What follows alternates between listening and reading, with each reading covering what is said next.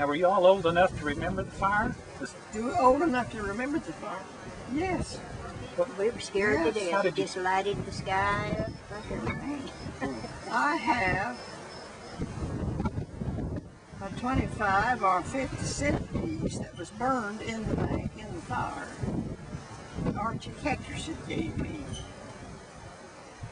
If you ever run across that, that's what that is. Okay. In Papa's box and stuff. Okay. Papa box. What was the town gossip about all that? The town gossip. About all the fire? About all the fire? Well, I'll tell you what it was about, but I don't agree with it. And that's what I told Bill Neal when I saw him. I wanted to know if Mrs. Tidmore, that supposedly had set the fire, if she had tried by law, by law in court, that proved that she was guilty. And he said no. I said, then we don't know that she was guilty, do we? He says, no. Well, why are they going to say, get out and write and say that she is guilty if we don't know? I don't think it's right. And she is supposedly, so they said, she tried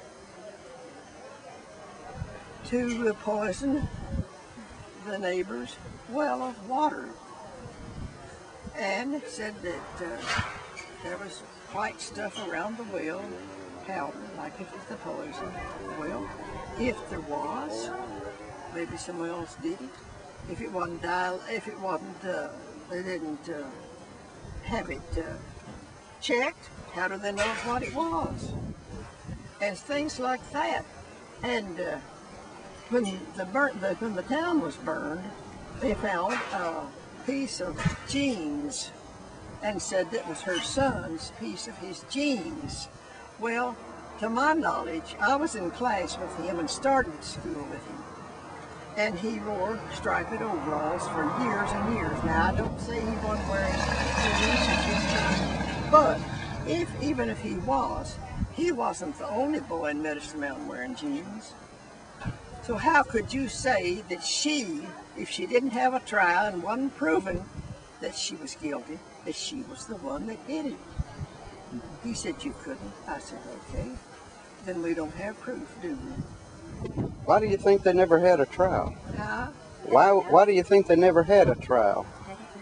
I don't know. I have no earthly idea. If they thought it that strong, why didn't they? Did they think it's so darn strong they just didn't think it's necessary? I don't know. I just don't think it was done right. We've lived in the dark ages. We got a good education with kerosene lamps. You survived the Dust Bowl. Yeah. Oh yeah, we did. Mother would gather And the depression. We survived the depression. That was saying something. That's right. But Mother would gather up all the lamps, coal oil lamps in the house, and she'd bring them to the dining room table after supper, and she'd set them in the table. There we all sat around the table, Mother with us, and we studied our lessons. And that's where we studied our life. Did your mother ever put wet sheets over the windows during the dust storms? And during the dust storms, oh, I did. I've heard that. Oh, good Lord, yes. It would turn so dark the hens would go to roost. That's no lie, is it? No. That's no lie. It would turn so dark. And we knew the next day it's going to be the same.